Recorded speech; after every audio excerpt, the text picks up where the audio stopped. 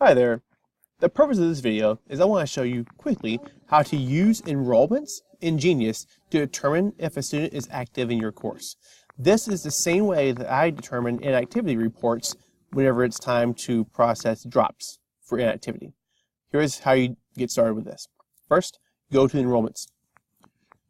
Now, if you just click on Get Data, it's going to show every student who is enrolled in your course.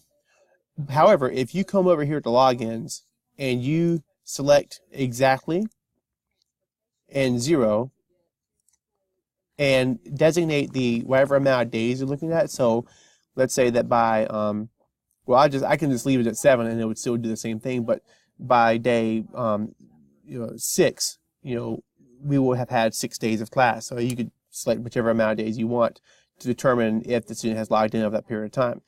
If I hit Get Data Now, it will show me only students who have not logged in to the course yet in this amount of days. And so you can see that there are 2 enrollments that I should probably be reaching out to find out, hey, what's going on? Class has started. Let me know if I can be of any assistance. And that's really all there is to it.